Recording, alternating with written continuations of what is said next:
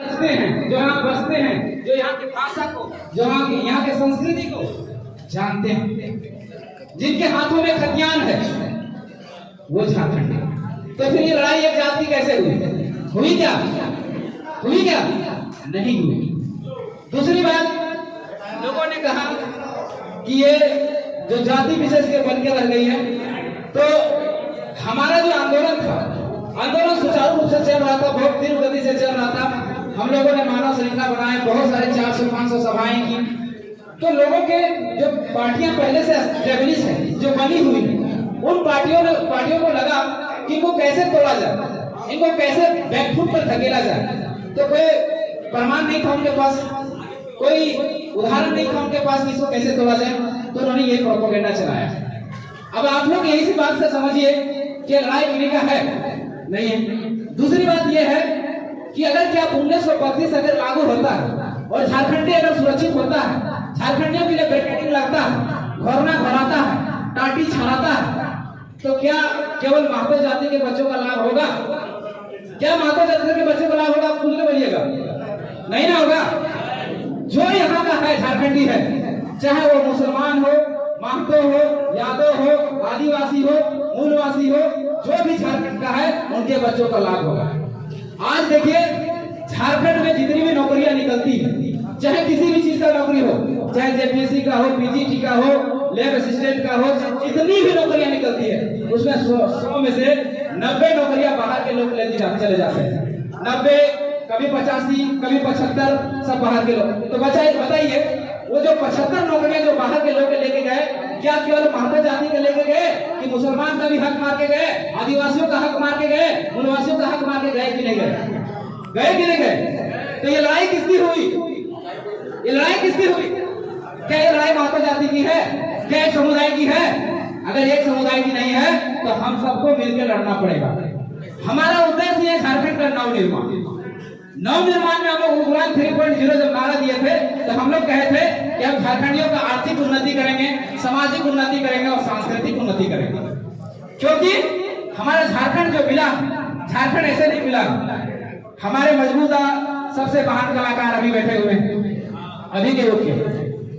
झारखंड जब मिला तो झारखंड जब अलग करने के जब मैनिफेस्टो जो दिया गया था, फजल अली आयोग के नेतृत्व में 1956 में जब यहाँ पर आई थी, तो यहाँ के लोगों ने मैनिफेस्टो में दिया था कि पूछा गया था केंद्र सरकार से कि झारखंड क्यों मिलना चाहिए, झारखंड क्यों बनना चाहिए। तो हमारे बुद्धिजीवियों ने, नेताओं ने, जो उस समय के विद्रोही थे, क्रांतिकारी थे, उन्होंने तर्क दिया था कि झारखंड 3 आधार पर मिलना चाहिए। पहला कारण होना चाहिए कि झारखंड भौगोलिक रूप से अलग है। मतलब आप बिहार चल जाइए, वहां का भूमि समतल मिलेगा। आप बंगाल चल जाइए, वहां का भूमि समतल मिलेगा। उड़ीसा चल जाइए, वहां का भूमि समतल मिलेगा। लेकिन झारखंड की भूमि जो है, एक प्लेटू भूमि है, एक पठारी भूमि है, ये उबड़ खबड़ वाला भूमि है, ये टेबल लैंड भूमि है, इसलिए झारखंड मिलना चाहिए। दूसरा बात कहा गया था कि झारखंड जो है इसलिए मिलना चाहिए कि झारखंड प्रशासनिक रूप से भी अलग है। जब हम बंगाल में थे, बिहार में तो छोड़ दीजिए, जब बंगाल में थे उस समय हमारे लिए एक अलग प्रशासन की व्यवस्था की गई थी। क्या? छोटा नागपुर दक्षिण पश्चिम सीमांत एजेंसी 1837 ईस्वी में बना, हमारे लिए एक अलग कानून बना हम लोग के लिए, केवल यहाँ के टेबल लैंड भूमि के लिए, केवल छोटा नागपुर के लिए। फिर हम लोग 1908 में हम लोग को रक्षा करने के लिए हमारा सीएनटी जो है सुरक्षा कवच बना 1908 ईस्वी में। बिहार तो बना 1912 ईस्वी में। अगर हम अलग नहीं होते तो हमारे लिए अलग कानून क्यों बनाया जाता है? बिहार में रहते हुए हमारे लिए एक अलग कानून बनाया गया, इसलिए हमें झारखंड मिलना चाहिए।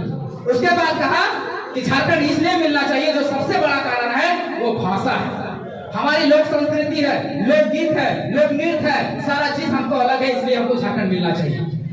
आज हमारे भाषा में कहा गया कि आप बंगाल चल जाइए, बंगाली बोलता है, उड़ीसा चल जाइए, उड़िया बोलता है, बिहार से जाइए, मगही, भोजपुरी, मैथिली बोलता है। लेकिन झारखंड के लोग का भी अपना एक भाषा है, जिसमें संथाली है, मुंडारी है, कुड़ुक है, हो है, खड़िया है, कुरमाली है, कोठा है, नागपुरी है, पचमढ़िया है, ये भाषाएं हैं, इसलिए झारखंड मिलना चाहिए। और हमारे उसमें लोकगीत लिखे गए हैं। जब झारखंड आंदोलन की दुखद जब चल रही थी, झारखंड आंदोलन चल रहा था, तो एक हमारे बहुत बड़े महान कलाकार है मधु मंसूरी जी, उन्होंने एक से एक उर्दू गीत लिखे नागपुरी में और साबित किया, उससे उर्दू पैदा हो गया पूरे झारखंड में। 1969 के दशक में, 1959 के दशक में उन्होंने एक ऐसे गीत लिखे कि क्रांति मचा दी और झारखंड आज मिला, इसलिए हमें झारखंड होना चाहिए।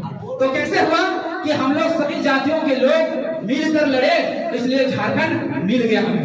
88,000 कुर्बानी देने के बाद झारखंड का कण कण माटी सब रक्त से लाल हो गया, तब जाके हमें झारखंड मिला। अब झारखंड को मिल गया, इतना कारणों से झारखंड को मिल गया, लेकिन झारखंड को मिला क्या?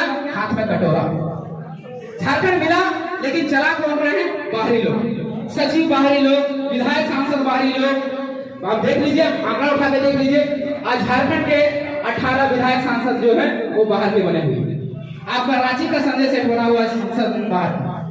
तो ये बदलाव, एक बात बताइए हमें कि झारखंड का एक भी आदमी जो झारखंड से जाकर कहीं एक वार्ड सदस्य बना तो उदाहरण दीजिए।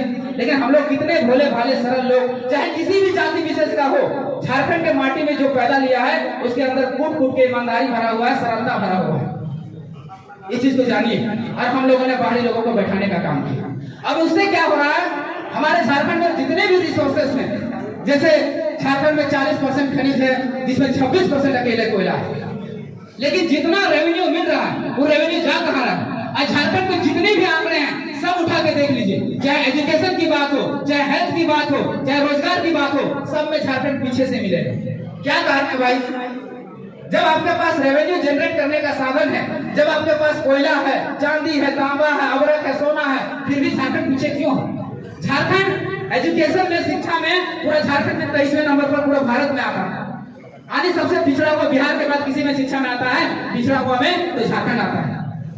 जहां हमारा शिक्षा नीति यानी राष्ट्रीय एजुकेशन पॉलिसी कहता है कि 30-35 बच्चों पे एक टीचर की व्यवस्था होनी चाहिए, हमारे यहाँ 300-400 बच्चों पर एक टीचर की व्यवस्था है।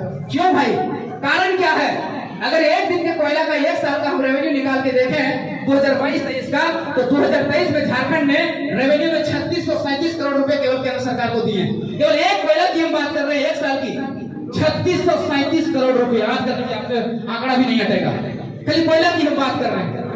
इतना रिसोर्सेस होने के बाद, इतना टैक्स देने के बाद भी हमारा झारखंड सबसे पिछले दर्जे पे आता है। ये दुर्भाग्य है हम लोगों का। कारण क्या है? आज बेरोजगारी दर, ये लड़ाई युवाओं की है। तो आज बेरोजगारी दर की अगर हम बात करें तो झारखंड की बेरोजगारी दर 12% से बढ़कर 18% हो गया है। यानी 3.5 करोड़ की आबादी को अगर चेक करें तो 3.5 करोड़ को अगर निकालते हैं तो कितना होता है? 60 लाख रुपया, सॉरी 60 लाख लोग, यानी 60 लाख लोग बेरोजगार है। अगर उसमें भी हम युवा पीढ़ी को काट के छांट के निकाल दे तो 40 लाख युवा पीढ़ी बेरोजगार है। चलिए उसको भी हम मान देते हैं, नेगलेक्ट कर देते हैं। हम झारखंड सरकार के आंकड़ा को लेते हैं जिसमें कहा गया था कि हम 5,000 और 7,000 बेरोजगारी भत्ता देंगे, उसकी हम बात कर लेते हैं। उसमें रजिस्ट्रेशन करवाया गया तो रजिस्ट्रेशन के आंकड़ों में आया कि ग्रेजुएशन पास किया हुआ, पीजी पीएचडी किया हुआ छात्र 9,95,000 लोगों ने रजिस्ट्रेशन करवाया। जिसने लोगों ने नहीं, छात्रों ने 9,95,000 के आसपास, यानी 10 लाख युवा पीढ़ी जो पीजी पीएचडी करके बैठा हुआ है वो बेरोजगार है। इसका क्या कारण है? तो जब हम लोग जड़ में जाके देखे तो सबसे बड़ा कारण जो हमको समझ में आया वो आया कि सबसे पहले झारखंडियों को एक बैरिकेडिंग लगाना पड़ेगा, एक घोरना पड़ेगा कि झारखंडी कौन है। पहले आइडेंटिफाई करना पड़ेगा, परिभाषित करना पड़ेगा, ये पहचान करना पड़ेगा, तब जाके झारखंडी का जीवन सुधरे। जैसे आज आप जाइएगा महाराष्ट्र में कौन है, मराठी कौन है, उसका पहचान है। गुजरात जाइएगा तो वहाँ पहचान है कि गुजराती कौन है। सामने आपका पड़ोसी राज्य है, आप बंगाल जाइए तो वहाँ पहचान है कि बंगाली कौन है। आप उड़ीसा चले जाइए वहाँ पहचान है कि ओडिया का लोग कौन है, ओडिया भाषी कौन है। लेकिन झारखंड में कोई पहचान है क्या? कोई पहचान है क्या? बता दीजिए। कोई पहचान नहीं। लेकिन आपके पास पहचान है, जो क्या है वो है 1932 का खतियान। हम केवल ये नहीं कह रहे कि केवल 1932 का खतियान ही चलेगा, नहीं, 1932 का खतियान नहीं चलेगा। 1932 का खतियान एक डेडलाइन माना जाए और 1908 को भी शामिल किया जाए, 1932 को भी शामिल किया जाए, 1954 को भी शामिल किया जाए और 1964 को भी शामिल किया जाए। और उसके आधार पर झारखंड को परिभाषित कीजिए कि झारखंडी कौन है। जब झारखंडी परिभाषित हो जाएगा उसके आधार पर स्थानीय नीति बनाइए, जो सबसे जरूरी है। भारत के किसी भी राज्य में चला जाइए तो नौकरी देने के लिए 2 सबसे पहले नीति की जरूरत पड़ता है, रोजगार देने के लिए 2 नीति की जरूरत पड़ता है, एक स्थानीय नीति और दूसरा नियोजन नीति। और ये 2 नीतियां आज 23 साल से झारखंड में नहीं बन पाया। अब ये नीतियां बनेगी नहीं तो नौकरी लगेगी कैसे, और नौकरी लगेगी नहीं तो हमको रोजगार मिलेगा कहां से? तो बेरोजगारी दर तो बढ़ेगा ही। तो इसलिए आज हम लोग एकजुट हुए हैं, हम लोग झारखंडी जागे हैं, झारखंडी जनमानस को जगाए हैं। हमारे दादा, हमारे आदर्श टाइगर जयराम मातो करीब 700 सभा करके लोगों को जगाने का काम किए कि भैया जागिए, 23 सालों के बाद झारखंड जागा है, तो इसमें बढ़िए नहीं, टूटिए नहीं, आके लड़िए। हो सकता है कि थोड़ा थोड़ा विचारधारा अलग हो सकती है, लेकिन हमारी लड़ाई एक है।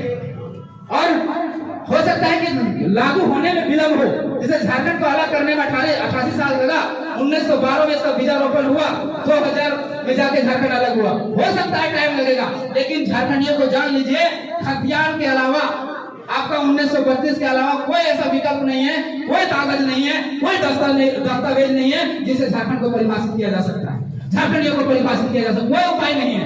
कोई अगर प्रोपेगेंडा चला रहा है कि झारखंड में 1932 कभी नहीं लागू हो सकता, तो उसके बाद उसको एक सवाल कीजिएगा कि तो आप ही बता दीजिए कि कैसे झारखंडियों को परिभाषित किया जाए, बता दीजिए हमें। कोई विकल्प नहीं है, एकमात्र विकल्प जो है वो खतियान है। हम ये नहीं करेंगे केवल 1932 नहीं, अभी भी हम कह रहे हैं, हम जो भी बातें करेंगे संवैधानिक करेंगे, कानूनी करेंगे, जो लागू हो सकता है वही बात करेंगे। कोई केवल कह देगा कि 1932 होगा तो ये 1932 नहीं होगा। 1932 के साथ साथ आप अंतिम सर्वे सेटलमेंट 1964 तक जाइए और 1964 के पहले जितना भी सर्वे सेटलमेंट है उसको शामिल कर दीजिए और झारखंड को आइडेंटिफाई कर दीजिए। झारखंड अपने आप सुरक्षित हो जाए। समय के कम होने के कारण हम अपनी वाणी को यही विराम देते हैं। सबको फिर से एक बार धन्यवाद। जोहार, जय हिंद।